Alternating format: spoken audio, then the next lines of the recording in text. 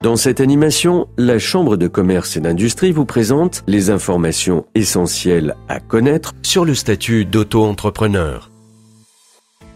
Le régime de l'auto-entrepreneur a pour objectif de simplifier les démarches de création et également simplifier la gestion administrative de l'entreprise. Cette simplification des démarches est destinée à toutes les personnes désirant créer une activité, qu'elle soit complémentaire principale ou dans le but de tester un marché. La forme juridique de l'auto-entrepreneur est l'entreprise individuelle et son régime fiscal est celui de la micro-entreprise. Pour conserver ce statut, le chiffre d'affaires de la société devra rester en dessous des plafonds imposés par la micro-entreprise. Attention, ces plafonds sont réévalués chaque année et la première année, le chiffre d'affaires est proratisé en fonction de la date de création. Enfin, il est à noter que le créateur ne facture pas de TVA à ses clients. Toutes les personnes physiques peuvent devenir auto-entrepreneurs, à l'exception des gérants de sociétés ayant le statut de travailleurs non salariés. Déclaration d'activité. L'auto-entrepreneur déclare gratuitement son activité en complétant un imprimé unique et simplifié de déclaration accompagné d'un justificatif d'identité. La déclaration se fait en ligne.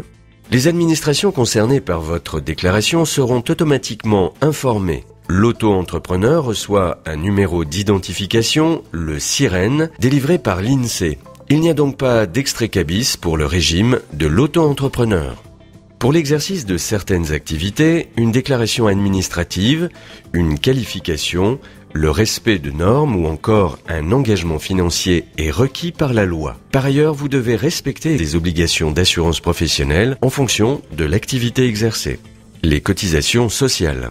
Chaque trimestre ou chaque mois, l'auto-entrepreneur déclare son chiffre d'affaires encaissé au cours de cette période. Le montant des cotisations sociales est calculé en appliquant au chiffre d'affaires un taux cotisation qui varie en fonction de l'activité exercée. Si le chiffre d'affaires est nul, l'entrepreneur ne paie pas de cotisation sociale minimale.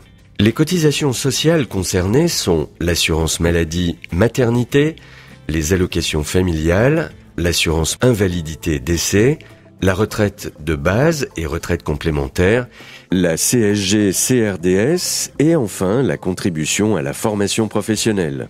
Le calcul des cotisations sociales se fait en fonction de l'activité de l'auto-entrepreneur. Les exonérations de cotisations sociales sont accordées dans les cas suivants. Au titre de l'ACRE par le centre de formalité compétent, en qualité de salarié créateur par l'URSSAF, et enfin au titre d'une implantation en zone de franchise urbaine par l'URSSAF. Les demandeurs d'emploi auto-entrepreneurs éligibles à l'ACRE bénéficient d'un taux de prélèvement social égal au quart du taux normal la première année, à la moitié du taux normal la deuxième année et aux 3/4 du taux normal la troisième année. À partir de la quatrième année, le demandeur d'emploi rentrera dans le droit commun de l'auto-entrepreneur. Pour la déclaration du chiffre d'affaires et le règlement des charges sociales, les démarches se font via le web. La fiscalité. L'auto-entrepreneur doit choisir entre deux modes de calcul de son impôt sur le revenu. Il peut soit opter pour le prélèvement libératoire s'il remplit certaines conditions de revenu, soit choisir une déclaration annuelle selon le principe de la micro-entreprise. S'il opte pour le prélèvement libératoire, aussi appelé microfiscal, le montant de son impôt sur le revenu est calculé sur le chiffre d'affaires encaissé. Attention, cette option n'est possible que sous condition de revenu. L'option pour le prélèvement libératoire de l'impôt sur le revenu doit être précisée sur le formulaire de déclaration d'activité. Les échéances des déclarations de chiffre d'affaires et des versements libératoires seront mensuels ou trimestriels. Si aucun encaissement n'est intervenu, vous ne payez pas d'impôt sur le revenu pour cette activité au titre de la période concernée. Vous aurez néanmoins l'obligation de déclarer votre chiffre d'affaires, même s'il est nul.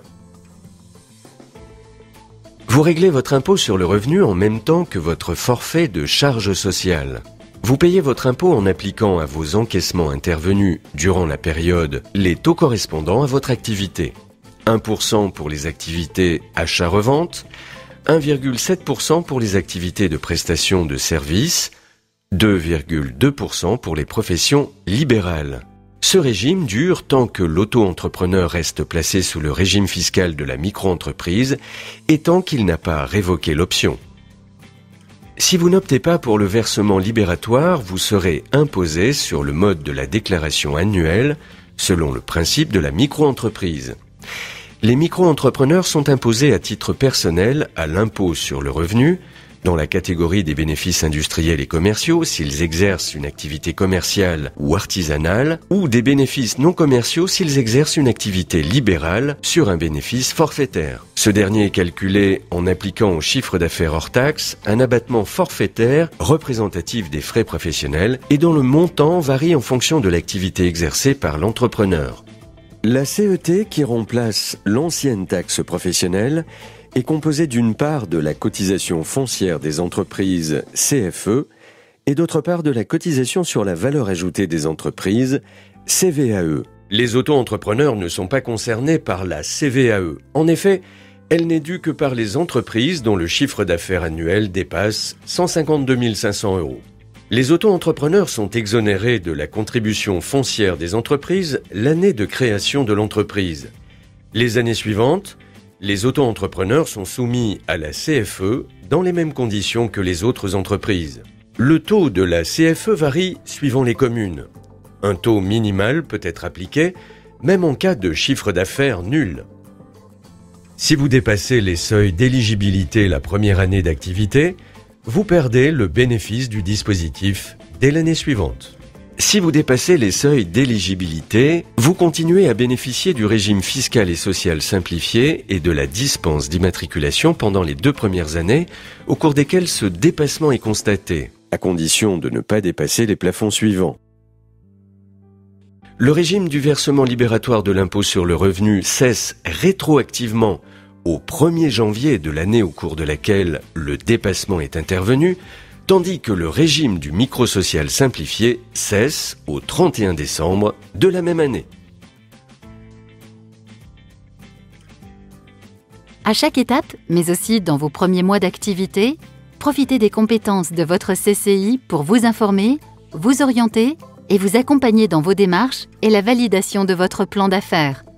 La CCI peut également vous faciliter la mise en relation avec vos futurs partenaires financiers et tous les organismes qui pourront vous aider à sécuriser votre projet. N'hésitez pas à prendre contact avec nous ou à consulter le site internet de votre CCI afin de découvrir les prestations proposées aux porteurs de projets et aux entreprises récemment créées.